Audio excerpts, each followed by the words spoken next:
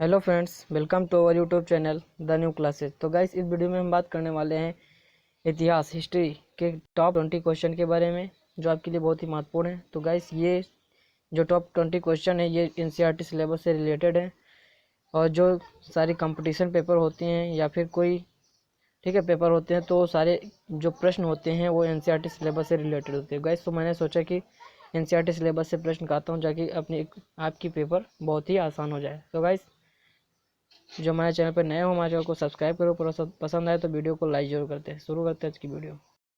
तो गाइस, आज का हमारा पहला प्रश्न है, वो है मयूर सिंहासन किसने बनवाया था। ठीक है, जो ये मयूर सिंहासन है तो ये किसने बनवाया था, तो इसका आंसर जो है ये है शाहजहां ने। ठीक है, अगला प्रश्न हमारा है मयूर सिंहासन को बनाने वाले कलाकार का क्या नाम था। ठीक है, ये जो मयूर सिंहासन है उसको बनाने वाले कलाकार क्या नाम था। ठीक है, कलाकार का नाम था बादल खां। क्या था आंसर, जो इसका है बादल खां थे। इसके बाद अगला प्रश्न आता है हमारा, शाहजहां के बचपन का क्या नाम था। ठीक है, जो शाहजहां थे उसका उनके बचपन का क्या नाम था। ठीक है, तो इसका जो आंसर है, उसका आंसर हमारा है खुर्रम खां। ठीक है, खुर्रम नाम था इसका। अगला प्रश्न हमारा आता है, शाहजहां की बेगम का क्या नाम था। ठीक है, जो शाहजहां की पत्नी थी, बेगम थी, उनका क्या नाम था। तो जो शाहजहां की पत्नी थी उनका नाम था मुमताज। ठीक है, जो मुमताज है। ठीक है, इसका आंसर जो हो जाएगा मुमताज। इसके बाद अगला प्रश्न आता है, शाहजहां की माता का क्या नाम था। ठीक है, जो शाहजहां थी उनके माता का क्या नाम था। तो इसका आंसर जो हमारा है वो हो जाएगा ताज बीबी बिल्किस मकानी। ठीक है, ताज बीबी बिल्किस बिल्किस मकानी। ठीक है, ये नाम था इनकी।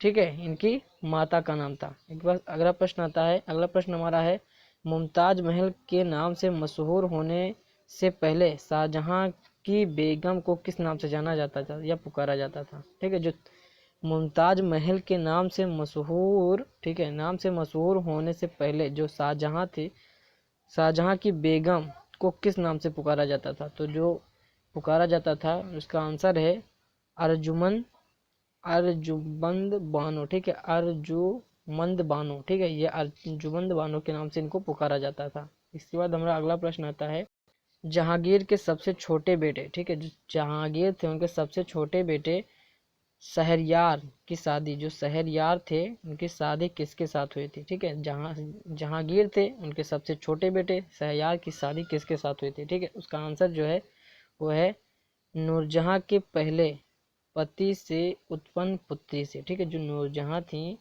नूरजहां के पहले, ठीक है, नूरजहां के पहले पति से उत्पन्न पुत्री से हुई थी। ठीक है, इसके बाद है अगला प्रश्न हमारा आता है, शाहजहां ने किसकी सहायता से राजगद्दी हासिल की थी। जो शाहजहां थे वो किसकी सहायता से राजगद्दी हासिल की थी। ठीक है, तो इसका आंसर जो है अशफाक खान। ठीक है, अशफाक खान की सहायता से शाहजहां ने राजगद्दी हासिल की थी। इसके बाद है अगला प्रश्न हमारा है, शाहजहां के समय कौन सी जगह मुगल के हाथ से निकल गई थी। ठीक है, जो शाहजहां से शाहजहां के समय में, काल में कौन सी जगह मुगल के हाथ से चली गई थी। तो जो गांधार थी, ठीक है, गांधार थी, वो जगह चली गई थी हाथ से। ठीक है, इसके बाद अगला प्रश्न आता है, शाहजहां ने आगरा से अपनी राजधानी कहाँ परिवर्तित की थी। जो ये बहुत ही महत्वपूर्ण है, अब पूछ रहा है ये प्रश्न, अब फिर रिपीट हो रहा है। ठीक है, रेलवे एसएससी इस सब में प्रश्न पूछ रहा है।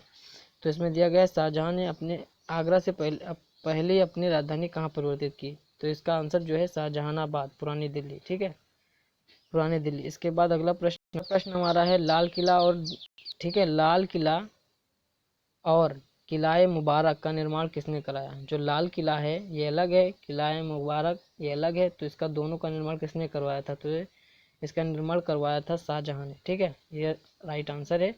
इसके बाद अगला प्रश्न हमारा आता है, शाहजहां ने अपनी बेगम मुमताज महल का मकबरा कहाँ बनवाया। जो शाहजहां थे अपनी पत्नी मुमताज महल का मकबरा कहाँ बनवाया। तो इसका आंसर जो है वो है आगरा, आगरा में। ठीक है, आगरा में बनवाया।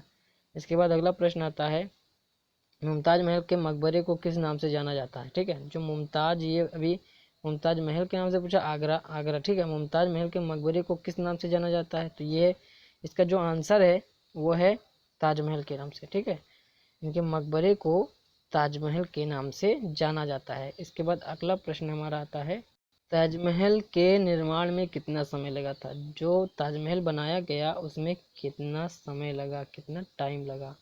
तो इसका आंसर जो है वो है 20 साल। ठीक है, इसमें जो समय लगा था टोटल 20 साल लगा था। ठीक है, 20 साल। इसके बाद अगला प्रश्न आता है, ताजमहल का निर्माण कार्य कब शुरू किया गया। जैसे ताजमहल का जो निर्माण कार्य था वो कब शुरू किया गया था, तो इसका सन दिया गया है, तो इसका सन है 1632 ईस्वी में शुरू किया गया था। ठीक है, इसके बाद अगला प्रश्न हमारा आता है, अगला प्रश्न हमारा है, ताजमहल के वास्तुविद, ठीक है, वास्तुविद कौन थे। वास्तु मतलब ठेकेदार, इसे एक आप कह सकते हैं ठेकेदार। ठीक है, वास्तुविद मतलब उसकी देख रेख एकदम ठेके, उसका ठेका कौन लिया था। ठीक है, तो उसका जो आंसर है इसका है उस्ताद ईसा खान और उस्ताद अहमद लाहौरी जी ने। ठीक है, ये दो लोग थे। ठीक है, इन्होंने ठेका लिया था ताजमहल को बनवाने का। ठीक है, इसके बाद अगला प्रश्न आता है, ताजमहल को बनाने में इस्तेमाल किया गया संगमरमर कहाँ से लाया गया था। ये भी बहुत ही महत्वपूर्ण है, वेरी इंपॉर्टेंट प्रश्न है ये। ठीक है, बहुत वेरी इंपॉर्टेंट क्वेश्चन है। इसके बाद ठीक है, इसका प्रश्न हमको फिर से रिपीट करते हैं। तो इसका प्रश्न जो है, ताजमहल को बनवाने में इस्तेमाल किया गया संगमरमर कहाँ से लाया गया था। तो इसका जो आंसर है ये है मकराना। क्या है, मकराना। तो मकराना है, मकराना कहाँ है, मकराना राजस्थान में है, सीधी सी बात है। ठीक है, इसके बाद अगला प्रश्न हमारा आता है, शाहजहां के समय आने वाले, ठीक है, शाहजहां के समय आने वाले फ्रांसीसी का नाम क्या था। आने वाले फ्रांसीसी का क्या नाम था। तो इनका जो नाम था फ्रांसिस बर्नियर और टेवर्नियर, ये दो लोग थे, फ्रांसिस बर्नियर और टेवर्नियर। ठीक है, बर्नियर और टेवर्नियर। इसके बाद अगला प्रश्न आता है, शाहजहां के दरबार में, ठीक है, शाहजहां के दरबार में संस्कृत के कौन से पंडित मौजूद थे। जो शाहजहां थे उनके दरबार में एक संस्कृत विद थे, वो कौन थे, इनका क्या नाम था। तो इनका जो नाम था कबीन्द्र आचार्य शास्त्री सरस्वती। ठीक है, कबीन्द्र आचार्य सरस्वती और जगन्नाथ पंडित, ये दो लोग थे। ठीक है, जो संस्कृत के एक्सपर्ट थे, जो शाहजहां के दरबार में थे। ठीक है, अगला प्रश्न हम आता है, कवि जगन्नाथ पंडित ने किसकी रचना की थी।